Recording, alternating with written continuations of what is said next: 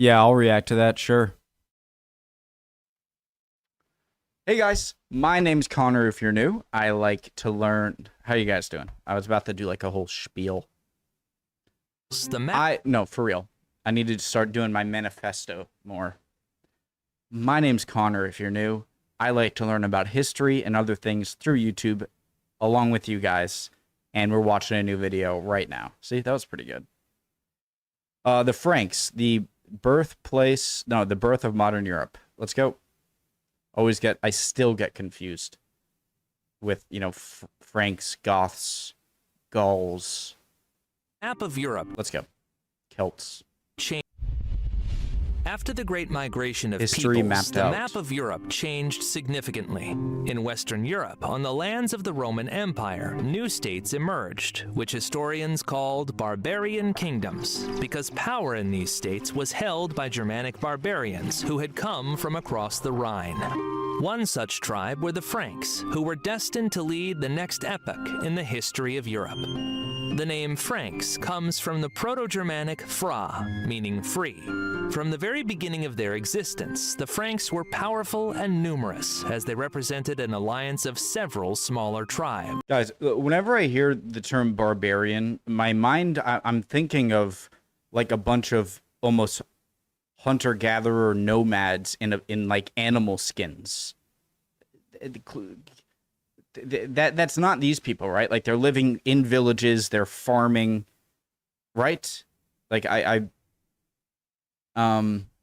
start of the movie Gladiator, great movie, Ridley Scott, Russell Crowe, and the very beginning where they're about to fight this, Germanic peoples, right? And they're all in.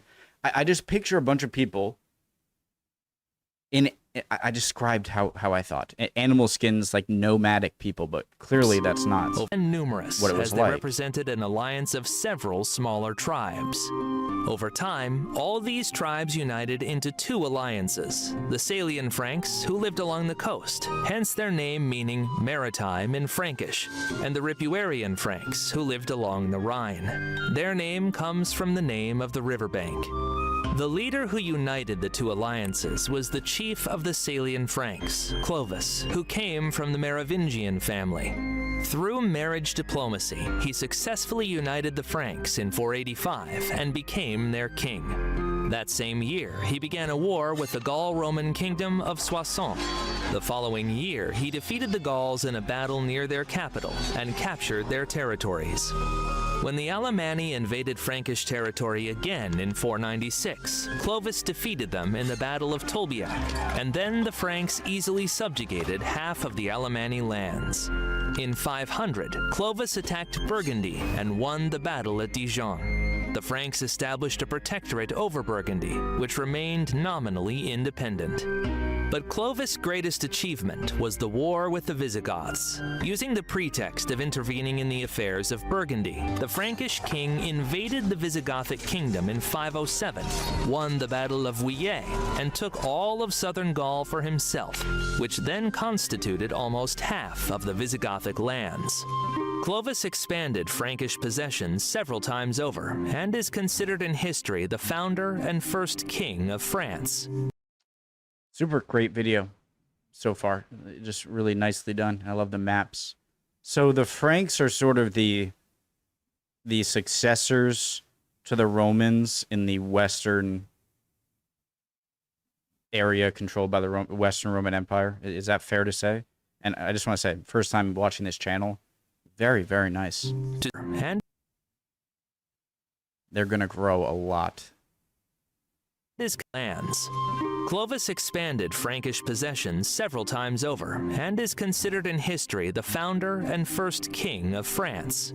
To strengthen his power, Clovis carried out administrative reforms, moved the capital to Paris, and also wrote a code of laws. But his most significant decision was the acceptance of Christianity under the Catholic Rite, in opposition to Arianism, which was then professed. Fast forward if you want, okay? wrote a code of law, administrative king of France. To strengthen his power, Clovis carried out administrative reforms, moved the capital to Paris, and also wrote a code of laws. But his most significant decision was the acceptance of Christianity under the Catholic Rite, in opposition to Arianism, which was then professed by the majority of Germanic tribes, and which in Rome itself was considered heresy, a distortion. I thought Arianism was sort of a form of Christianity. No? Am I completely wrong there? Of Germanic tribes, and which in Rome itself was considered heresy, a distorted version of Christianity. Okay. Thus, Clovis achieved an alliance with the church, which made it possible to consolidate power over the Franks for his dynasty. The subsequent Merovingians did not achieve the heights of Clovis. The only success of his descendants was the temporary annexation of the dependent Burgundy, but only for the Franks to soon split into 4 kingdoms. The kings of this dynasty were noted for their incompetent rule, often preferring entertainment to state affairs. It is not surprising that these rulers were dubbed by contemporaries as lazy kings. And while they sat on the throne, power in the kingdoms began to be usurped by aristocrats and administrators. Do you think the lackluster leadership was due to the fact that, unlike the eastern side of the Roman Empire, you didn't have significant, people to deal with? I mean, you're surrounded by a bunch of people who had existed or had migrated into the Roman Empire, and so because they didn't have too many enormous powerful to come and attack them, then they didn't need these strong leaders. The position of the kingdoms began to be usurped by aristocrats and administrators. The position of mayor of the palace was important for the nobility. He managed the royal palace, had access to the treasury, the guard, and all royal decrees. Thus, the mayors of the palace took over all practical power. For a long time in Austrasia, the position of mayors of the palace was held by 2 influential families, from the union of which Pepin of Herstal was born. In 680, he inherited the position of mayor of the palace from his father, and, through strength, intrigue, and diplomacy, managed to unite the 4 Frankish kingdoms. After which he focused on campaigns against the Frisians, Saxons, and Franconians, which, however, did not bring him significant success. Pepin's inheritance was received by his illegitimate son, Charles, nicknamed Martel, which means hammer. I recognize that name. It took him 4 years to seize power and put the puppet king Chilperic II on the throne. However, even after this, the Franks constantly rebelled against him. In 719, Charles Martel managed to conquer Frisia, and by 730, he forcefully established a protectorate over Alemannia, Thuringia, and Bavaria. In 732, Arabs invaded Frankish territory on the Iberian Peninsula under the command of Abd al-Rahman, and, encountering little resistance, advanced to the banks of the Loire. Their army numbered 30,000 soldiers, but the main advantage was the presence of heavy cavalry, which allowed them to make strong and swift strikes. So I asked in a previous video about the fall of one of the caliphates. Shoot.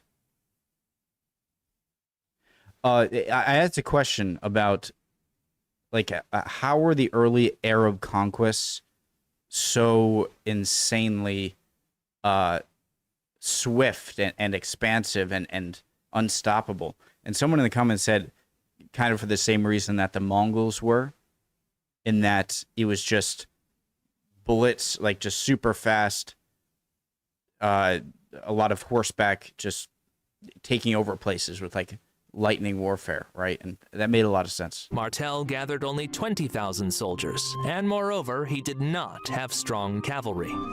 To somehow neutralize the enemy's advantage, the Franks occupied a hill near Poitiers and set up a fortified camp there. For a whole week, the Arabs unsuccessfully stormed them, and after the death of their commander, they were forced to retreat from the battlefield. Charles Martel gained fame as a victor. He, a bastard ruler who had been constantly rebelled against, now became a hero.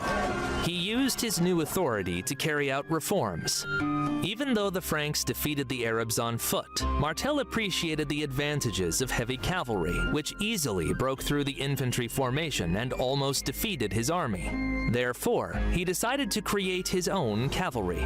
For this, he began to distribute land to his vassals in exchange for the requirement to appear for war mounted on a horse and in heavy metal armor.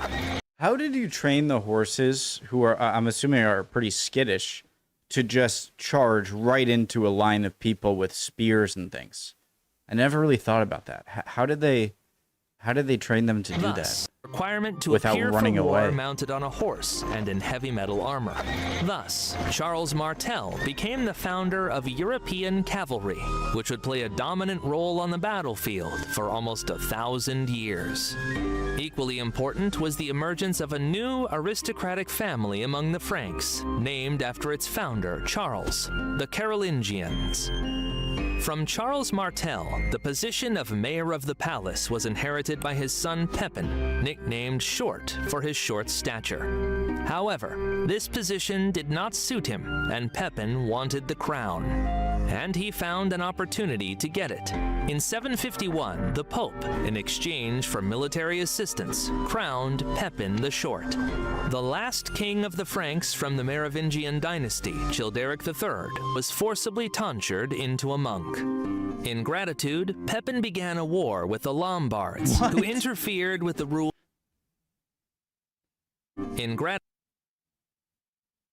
Was that for like humiliation, or was that just like a standard procedure, or? Crowned Pepin the Short. The last king of the Franks from the Merovingian dynasty, Childeric III, was forcibly tonsured into a monk. In gratitude, Pepin began a war with the Lombards, who interfered with the rule of the Pope in Italy. In 755, he crossed the Alps and captured the Lombard capital. The next year, the Lombards besieged Rome. Pepin the Short invaded Italy again, where he defeated the Lombards under the walls of Rome, and then handed over a number of lands to the Pope, called the Papal States. This will go down in history as the donation of Pepin. Pepin the Short continued to try to expand his lands. In 759, he captured Narbonne, and the next year he had to suppress the uprising of the Aquitaine people. Brittany? Aquitaine was long reluctant to submit to the new dynasty. Ooh, is that so that made it ripe for English influence, because England eventually had Aquitaine, right? People captured Narbonne, and the next year he had to suppress the uprising of the Aquitaine people. Aquitaine was long reluctant to submit to the new dynasty. As soon as Pepin left it for the winter, the Aquitaines rebelled again, and he had to come here with an army the following spring. Pepin spent the last 8 years of his reign that way, and he died during another campaign against the rebellious Aquitaine. His eldest son, Charlemagne, successfully completed the campaign against Aquitaine, mainly because he enlisted the support of part of the rebellious nobility, whom he promised land and wealth. At the same time, I just want to say, fantastic channel. Like, freaking fantastic. History mapped out. Years of his reign that army the following spring. Pepin spent the last 8 years of his reign that way, and he died during another campaign against the rebellious Aquitaine. His eldest son, Charlemagne, successfully completed the campaign against Aquitaine, mainly because he enlisted the support of part of the rebellious nobility, whom he promised land and wealth. At the same time, he finally annexed Gascony to the royal domains. Initially, Charles had to share the throne with his younger brother, who, however, died after 3 years of joint rule. Then the new king, having the strongest army in Western Europe, began what he had long dreamed of: conquest. Father of Charles. It seems like this is... I'm going to say things. Sometimes I might sound too confident than what my knowledge should entail. But so is this the first time where there is a very super powerful entity in Western Europe since the fall of the Roman Empire? Is that fair to say? Charles began what he had long dreamed of, conquest. Father of Charles managed to arrange a marriage for his son with the daughter of the Lombard king. But in 771, Charlemagne broke off the marriage and sent the princess back to Italy. Angry Desiderius declared war on the Pope, an ally of the Franks, and the Pope in response called on Charlemagne for help. In the autumn of 773, is this how the kind of Holy Roman Empire time? And so I'm assuming he's going to win here, spoiler. And then is this where that dynamic of Pope to I know we're about to find out. I'm excited, you know. I'm sure some of you are saying, well, but okay. All right. Charlemagne called on Charlemagne for help. In the autumn of 773, Charlemagne gathered his army near the Alps. The Lombards also brought their troops there. Then, on Charlemagne's orders, part of the Frankish army bypassed the enemy through little-known mountain paths and began to encircle them. In panic, the Lombard army dispersed, and Desiderius himself was forced to hide in Pavia, which the Franks soon besieged. In the spring of 774, leaving part of his troops for the siege, Charlemagne himself headed east, where the Second Lombard army was gathering. The unexpected approach of the Franks to Verona forced the Lombards to surrender without a fight. After that, Charlemagne went to Rome, made an agreement with the Pope. Isn't this sort of exactly what Napoleon did in his Italian campaign, in his anyways, the amount of just warfare that has happened in this, you know, Venetian Milan Valley, is it just Lombardy? It's just crazy. And After that, Charlemagne went to Rome, made an agreement with the Pope, and returned to Pavia, whose residents, tired of hunger, soon handed over their king to the Franks. Desiderius was forcibly tonsured as a monk and taken north. Jeez. And Charlemagne took the title of King of the Franks and Lombards and installed... What's the reason for this? His son Charlemagne took the title of King of the Franks and Lombards and installed his son Pepin to rule Italy. While Charlemagne was fighting in the south, the Saxons invaded Austrasia and looted it. In response the next year, Charlemagne invaded Saxony and marched, burning Saxon towns. But before he could return home, the Lombards rebelled against him, and he had to return to Italy again. Charlemagne quickly crushed the rebellion and returned to conquering the Saxons. In 777, the Saxons agreed to peace at Paderborn and recognized Frankish rule. After subduing the north, Charlemagne turned his attention to the lands that the Franks had long dreamed of, the lands of the Visigoths, where the Arabs ruled at the time. In 778, he crossed the Pyrenees and laid siege to Zaragoza. The siege was difficult, and when Charlemagne learned that an Arab army was gathering near Barcelona to relieve Zaragoza, he hurried home. The retreat was covered by the Nantes Margrave Roland. He and his squad fell into an ambush in Roncevaux Pass, organized by the Basques in revenge for the Frankish burning of their cities. Roland became a symbol of knightly bravery and a hero of medieval literature. The Song of Roland became popular, transforming him into the king's nephew, and Zaragoza. Charlemagne learned that an Arab army was gathering near Barcelona to relieve Zaragoza. He hurried home.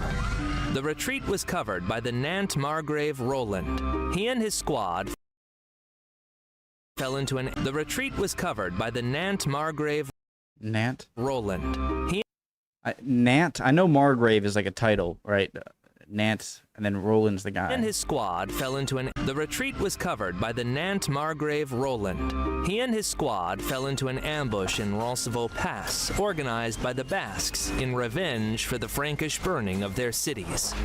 Roland became a symbol of knightly bravery and a hero of medieval literature.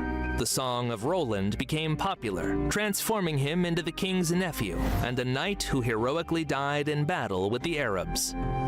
The failed campaign against the Arabs was evaluated by one of the Saxon leaders, Widukind, who was then hiding in Denmark.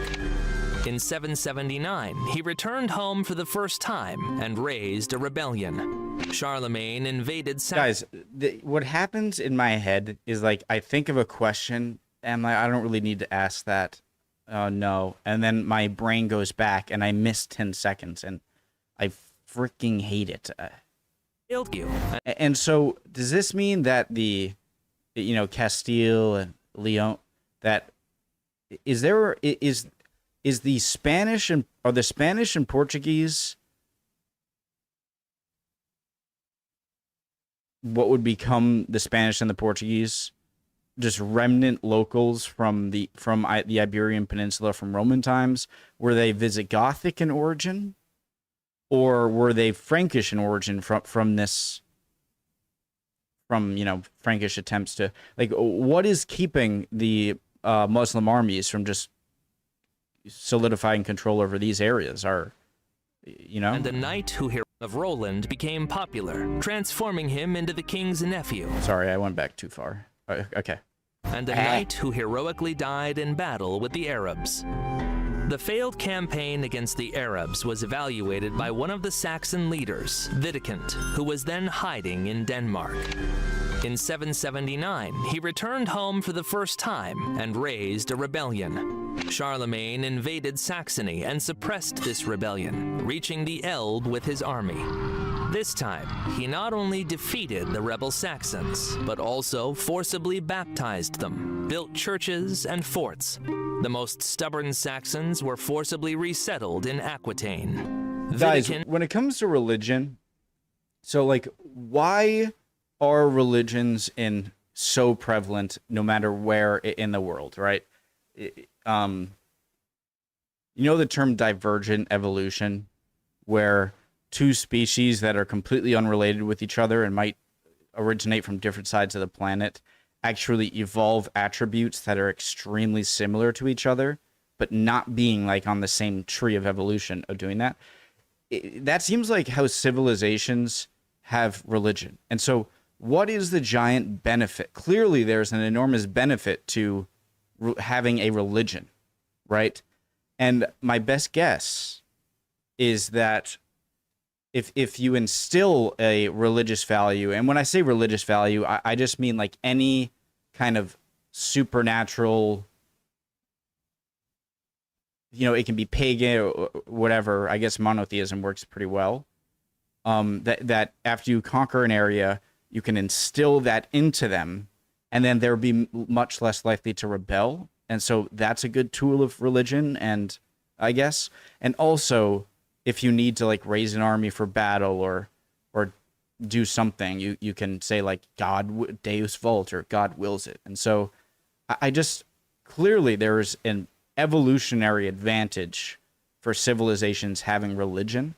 And I love thinking about that, if anyone has thoughts. However, stubborn Saxons baptized them, built churches and forts. The most stubborn Saxons were forcibly resettled in Aquitaine. Widukind, however, did not give up and spent 2 years preparing for a new rebellion. This time, he conspired not only with the Saxons, but also incited the Frisians and Lusatian Slavs to rebel. Moreover, he received help from the Duke of Bavaria, who had long dreamed of getting rid of Frankish suzerainty. In 782, Widukind returned home again, and the Saxon uprising flared up with renewed vigor. The rebellious Saxons destroyed the built forts, burned churches, executed priests, and mass refused baptism. They also managed to lure the Frankish troops, sent to suppress the rebellion, into an ambush and defeated them in the Battle of Suntal Mountain. Angry Charlemagne gathered troops in Verdun and brought there 4,500 Saxon hostages. He ordered them all to be executed. This event will go down in history as the Massacre of Verdun. After that, Charlemagne marched with his army through the lands of the Saxons. He barely avoided defeat in the battle near Thietmeli, but defeated Widukind in the battle on the Haas River. However, he still couldn't either defeat the rebellious army or capture their leader. So Charlemagne founded the city of Frankfurt, where he settled for the next 3 years. From there, he constantly raided the Saxons, burning their towns. In addition, he expelled 7,000 inhabitants from Saxony. In 785, Widukind, not wishing to continue the bloody war, reconciled with Charlemagne and even accepted Christianity, after which he disappeared from the pages of history. According to one legend, Widukind killed Charlemagne, never forgiving him for the successful rebellion. According to another legend, Charlemagne made him You mean Charlemagne killed him? the Duke of Saxony, from whom the dynasty of the future Ottonians descended. Charlemagne also did not forget the betrayal of Tassilo III. He also remembered that in his war against the Lombards, the Bavarians supported the latter. Moreover, scouts brought news that Tassilo III conspired for a joint attack on the Franks with the Avars.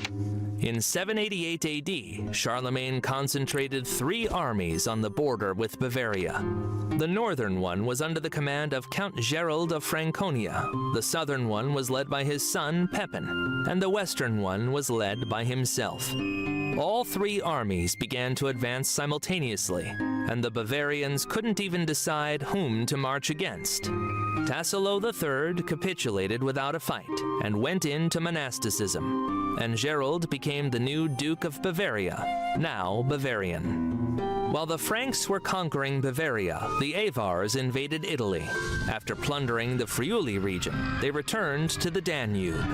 This became the reason for declaring war. Charlemagne invaded the Avar Khaganate, but barely avoided defeat himself and was forced to return home. In 791 AD, the Franks, led by Gerald of Bavaria and Eric of Friuli, made a new, already successful campaign.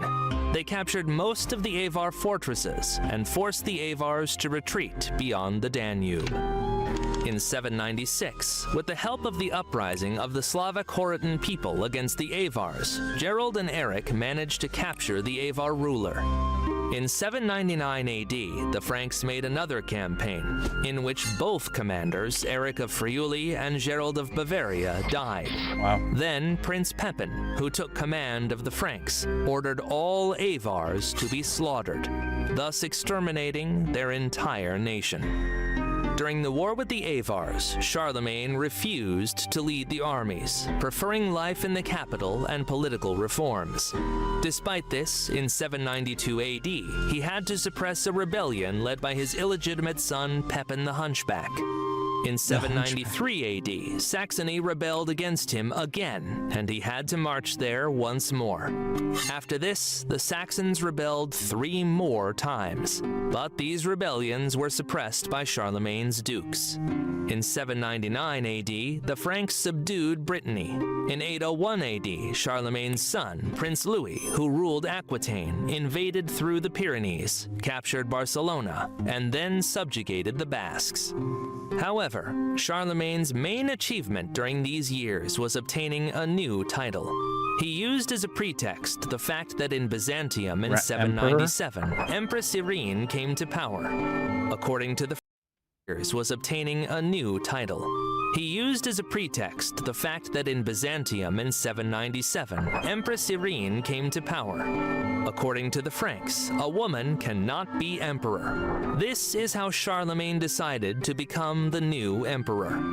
The Pope, who was expelled by the Romans in 799 AD, supported Charlemagne in exchange for him returning Rome under the power of Pope. Was that Belisarius who kicked him out? People are going to kill me if I'm wrong there. So the Byzantines, the Eastern Romans, I know with Belisarius, I'm not sure we're taking back. Because I'm thinking, well, weren't the Franks kind of in charge of the border up to the Papal States? So what happened there that allowed the Romans to kick out the Pope. Thus, in exchange for him returning Rome in 799 AD, supported Charlemagne in exchange for him returning Rome under the power of Pope. Thus, in 800 AD, on Christmas Day, the 25th of December, Charlemagne the Great was crowned Emperor of Rome, and the Frankish kingdom became an empire. Tragic for Charlemagne was the year 810, when an epidemic took the lives of his two eldest sons. Therefore, all his lands were inherited by his third son, Louis, who became the new emperor upon his father's death in 814. Is that the first Louis of the kings of France? Is that Louis the First? In AD. His first decision was to expel almost all sorry. in 814 AD. His first decision was to expel almost all the courtly women, including his sisters, to the monastery, for which he was called the Pious. However, Louis the Pious' entire reign was marked by rebellions. In 817 AD, his nephew Bernard of Italy rebelled against him. He agreed to negotiations with the emperor, but he was captured and blinded, which led to his death. The next year, Brittany rebelled against Louis, but the rebellion was brutally suppressed. In 822 AD, the Bretons rebelled again and lasted in war for 3 years. In 830 AD, they rebelled once more, and this time won practical independence, which, however, the Franks recognized only 20 years later. In 830 AD, Louis faced a rebellion from his own children. They captured their father and forced him to renounce power. But a year later, they started a war among themselves and released their father, returning him to the throne so that he could decide their fate. Classic. In 837 AD, Aquitaine rebelled against Louis, led by his own grandson, who proclaimed himself King of Aquitaine. Their fate. In 837 AD, Aquitaine rebelled against Louis, led by his own grandson, who proclaimed himself King of Aquitaine. Louis was unable to suppress the Aquitaine rebellion. Upon the death of Louis the Pious, He's got the lion flag. suppress the Aquitaine rebellion. Upon the death of Louis the Pious in 840 AD, his sons again started a war for their father's Louis II. inheritance. None of them had enough strength for a decisive battle and victory. Therefore, in 843 AD, the brothers signed the Treaty of Verdun, under which they divided the Frankish Empire among themselves. Thus, the empire ceased to exist. Although Lothair continued to call himself emperor, it was only a formal title. The Carolingians continued to fight among themselves, and their possessions became prototypes of European states. Lothair's lands became prototypes of European states. Lothair's lands became Italy in the future. Louis's lands, Germany. Charles' lands formed France, and the strip of land in the middle, later called Lotharingia, became the subject of disputes and wars until the 20th century. What a fantastic video. Not only were the maps great and the explanations great, the history telling, but there were so many aspects of this video that gave me the best feeling that I get when I learn about history, is all of the connecting things summed up beautifully in the end in these becoming the predecessors to the Italy, Germany, France, right? There were just so many with Aquitaine, and then I see the lion flag. When exactly is it that the Normans or the Saxons or the Jutes or the I forget, you conquer Normandy, right? Which then becomes Normans, and then William the Conqueror, and he goes. There are just so many points in this that remind me and kind of like connect to other parts of history I've learned about, and nothing gives me a better feeling when learning about history than connecting different things, you know? Love it. I would really love to know about northern Spain and how, you know, Portugal became a thing, and how the Muslim rulers weren't able to fully capture the top of Iberia, where eventually a lot of the kingdoms that would push them out and the Reconquista came from. Amazing. Loved it. Love you guys. Hope you're all doing well. All right. Would appreciate any comments down below. You guys are always great. Any answers to any of my questions. Hope you learned something or can teach me something or just enjoy the video. Again, history mapped out. 10 out of 10. 5 stars. See you guys next time. Bye.